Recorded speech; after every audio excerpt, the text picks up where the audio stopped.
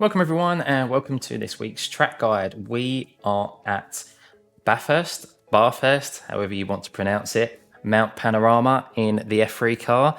And let's be honest, it's a track that probably shouldn't be on the calendar for these cars. I don't think in a million years they would ever go round here. I know they've had some exhibitions with some single seaters that have gone round the mountain or over the mountain, but you'd never have a race because it just doesn't suit these cars at all. Too bumpy, too tight, and it would just be absolute carnage, which is exactly what I expect this week. So while this lap, of course, is a hot lap, I did set a really fast time around here, I believe, compared to what I've seen here this week already in the few races that have been done. It's all about survival here, and this really should be used at not how to go around here as fast as, well, of course, to go around here as fast as you can, but more of knowing your braking points, knowing the turning points, and knowing how to get around here safely, because that is going to get you results here this week.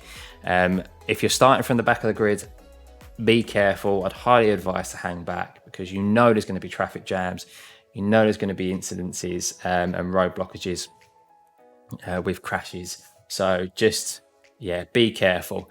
And I wish everyone the best of luck here this week. But this race, this track guide, not race, I did set a 1:58.3. I don't think I'll be able to do that in the race consistently anyway. It was very on the limit. Setup is very important here this week. So I am using the pure driving school setup. I don't normally use them, but I do always test them out compared to Craig's. And this just suited me better here this week. So it's the high downforce setup.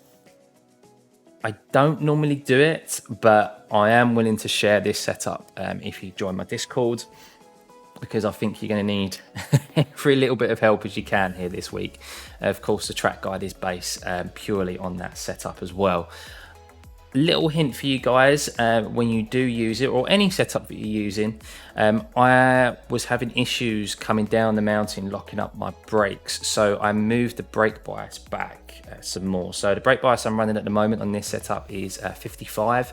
It was around about 56.5, and just those couple of clicks makes a world of difference coming down that mountain and just having more control. So if you don't join my Discord and use that setup or any other setup, of course it all comes down to preference and driving style. If you're having issues with locking up your front brakes, especially down the mountain, just bring that brake bias back a touch. But yeah, as always, hope this takes plenty of time off your lap times here this week, guys. Makes you more consistent, and enjoy.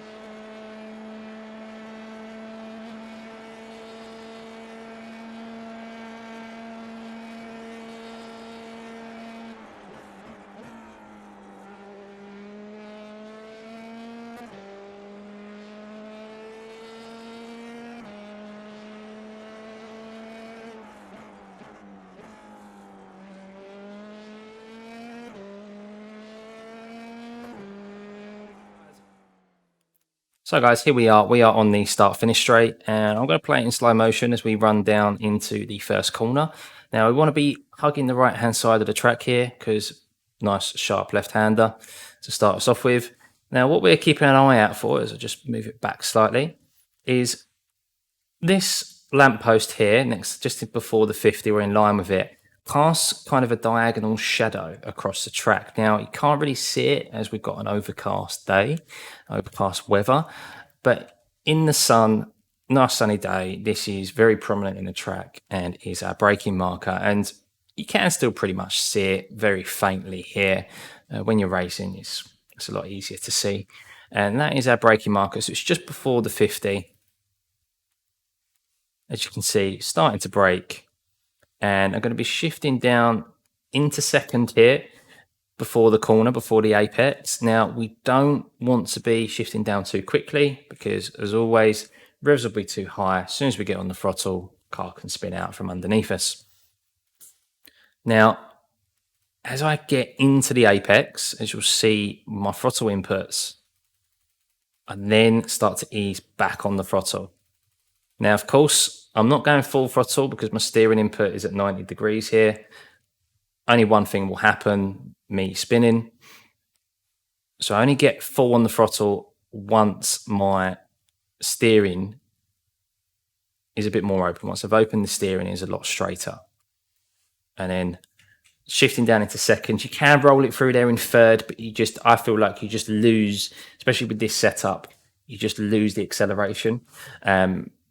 Rolling it through seconds, you just get more acceleration out of the corner, more grip, and that's so important because this is a very long straight here, prime overtaking opportunity around Bathurst, Mount Panorama, into the second corner. Now, be careful you don't run too wide. You can get two wheels up on this red and white curb. Don't get them on the AstroTurf here, the green part, because if you do, the car will bottom out. You'll lose traction. It's going to bobble and you just will lose speed running down this corner. And as I said, it's a prime overtaking opportunity around this track. Worst case, you lose the back end and you crash. I've seen that plenty of times before. Now we're going to run it down into the second corner. Nice long straight. Of course, as little steering input as possible to carry that top speed. And we want to be over to the left-hand side. And I'm going to pause it right here because what we're keeping an eye out for is this 50 ball marker. You can brake considerably late here. And as I move it forwards, boom, there we go. Braking pretty much bang on the 50. Not too bad, may I say so myself. And we're going to play it forwards, shift down into fourth.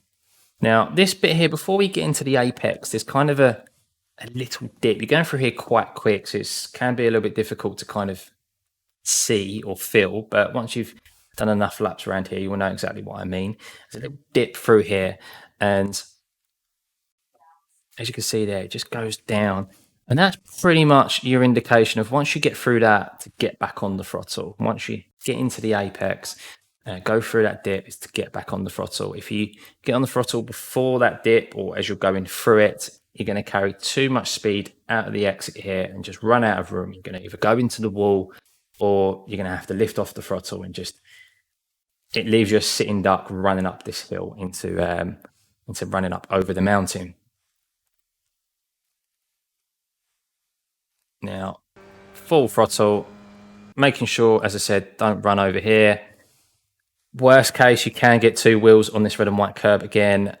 Try not to go over it because you will bottom out as the previous, just like the previous corner.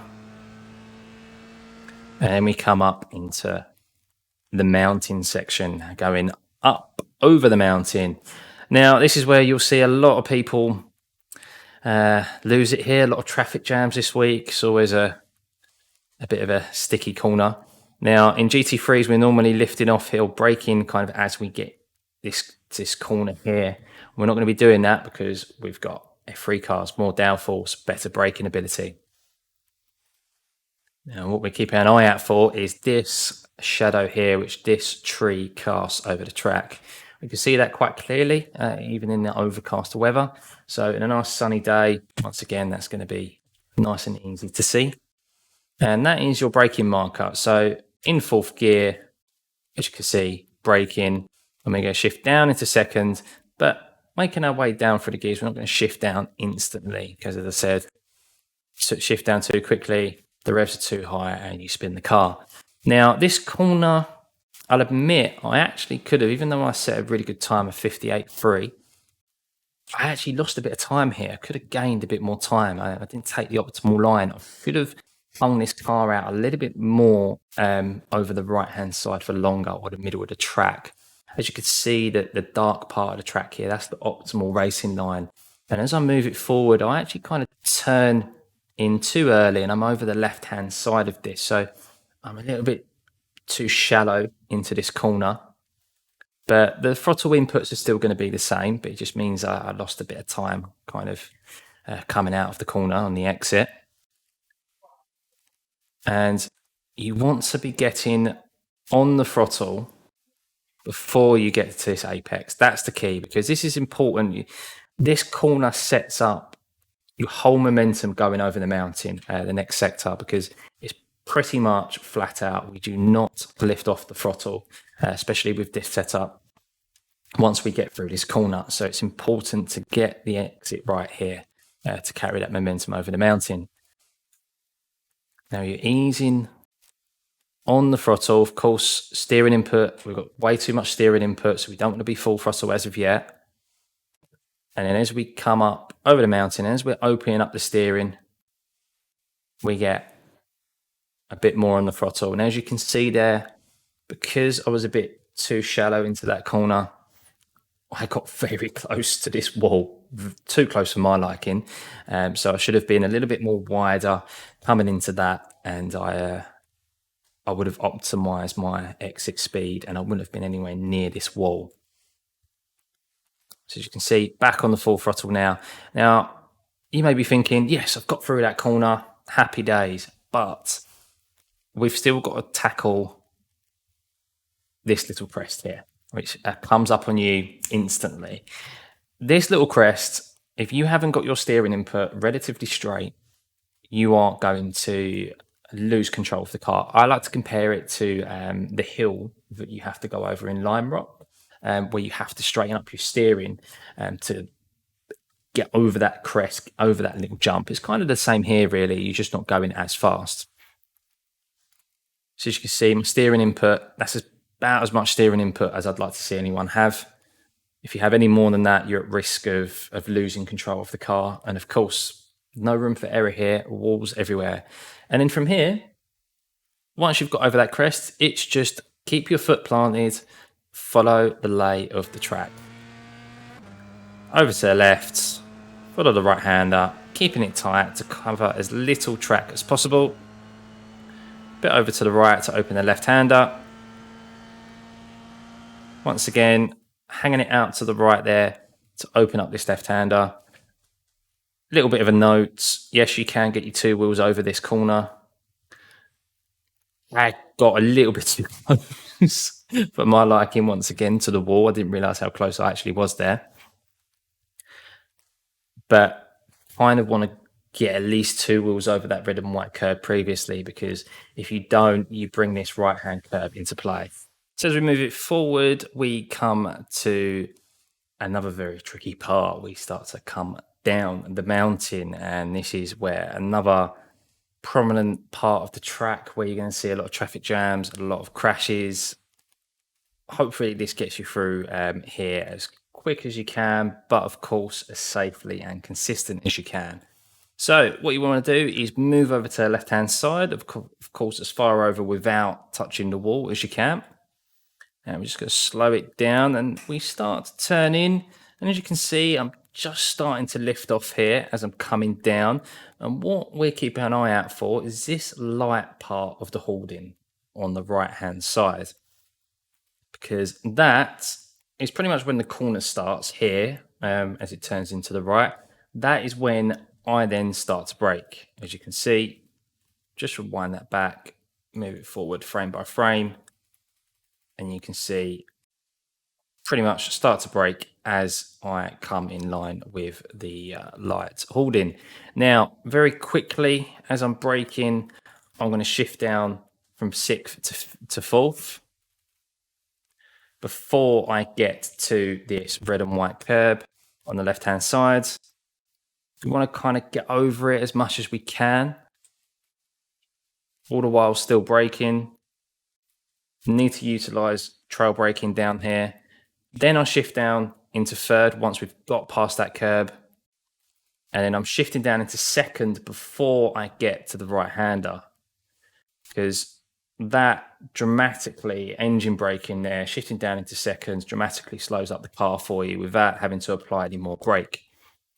And all the while, still kind of trail braking, because we still want to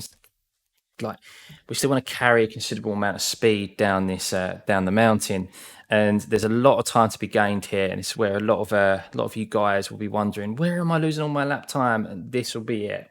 This section here, this part and the next sector is where you'll lose all your time. So we come down, and what we want to do is we want to keep it tight here. And pretty much as you get to this point, as you get to this right-hander of this little section, you want to be coming off the brake. We don't want to be using really any brake at all. As you can see, I'm actually starting to hit the throttle here, off the brake entirely. And then as we come down into the left-hander here, now you can, if you've got it over bright enough, you can go left a lot more than you think. There's a number of times here where I'm like, oh, I'm going to hit this corner, but actually it drops away. There's nothing there. So you can go a lot further left than you think.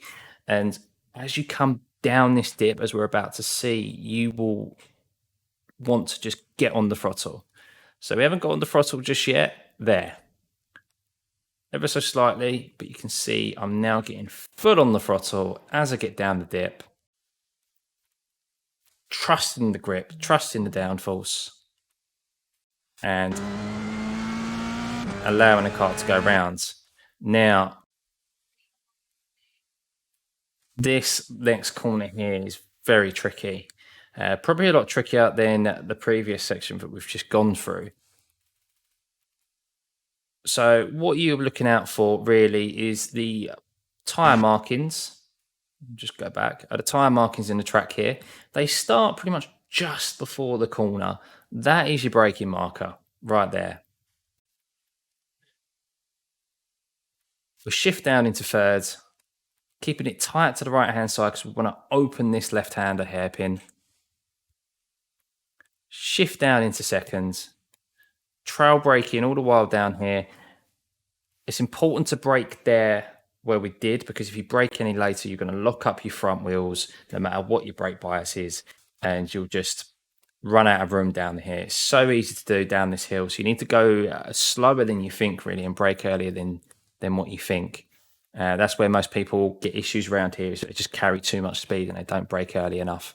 Now, I am kind of just hovering the brake here. I'm not really applying too much pressure at all, because I'm just allowing the car to roll through this corner, keeping it as tight as I can. And then as you see this large holding, as we get round this and we get to the short section again, as you can see, I'm just starting to get back on the throttle, full on the throttle, allowing the car to move out to the right. Now we're just going to let this run all the way down.